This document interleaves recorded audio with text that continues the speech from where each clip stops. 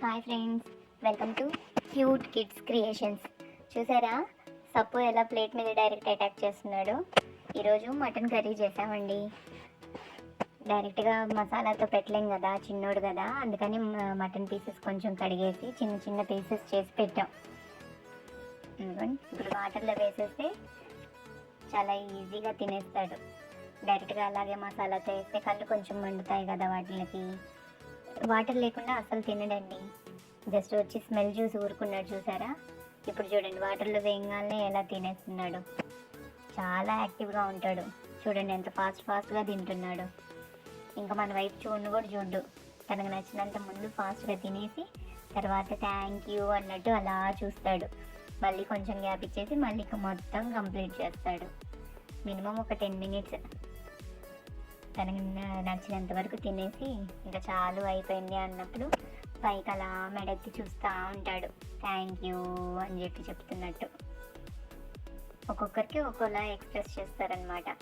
ఈ తప్పు ఏంటంటే కళ్ళతోనే మొత్తం అలా చూస్తూ ఉంటాడు. ఎక్కువసేపు వాటర్లో ఉన్నా బయటకు తీయకపోయినా ఇంకా నన్ను ఇంతే ఉంచుతారా వాటర్లో అన్నట్టు చూస్తాడండి. ఇప్పుడు చూడండి ఎంత బాగా తినేస్తూ ఉన్నాడు.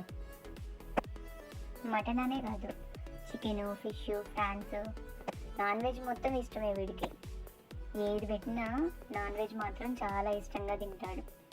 ఫిష్ అయితే చూసారు కదా, ముళ్ళు లేకుండా చిన్న చిన్న పీసెస్ చేసి పెడతాం. ఫ్రాన్స్ అయినా అంతే, ఒక చిన్న చిన్న పీసెస్ చేసేసి పెడితే ఈజీగా తినేస్తాడు. డైరెక్ట్గా అలాగే తింటాడేమో కానీ మేమే చిన్నోడు కదా ఎందుకులే ఇబ్బంది అని చెప్పి చిన్న చిన్న పీసెస్ కట్ చేసి పెడతాం అనమాట. చూడండి ఎలా చూస్తున్నాడో చూడండి. అయ్యో ఎంత క్యూట్గా ఉన్నాడు బుజ్జోడు. టిఫిన్ కూడా చేస్తాడండి మనలాగే. ఇంట్లో ఏది చేసినా ముందు వాడికే పెడతాం.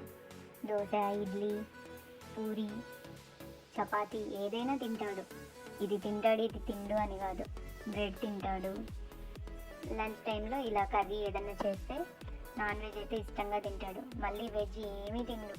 క్యారెట్ కానీ కొత్తిమీర కానీ ఏమన్నా ఆకులు వేసిన క్యాబేజ్, వెజిటేరియన్ జోలికే వెళ్ళడా తిండు.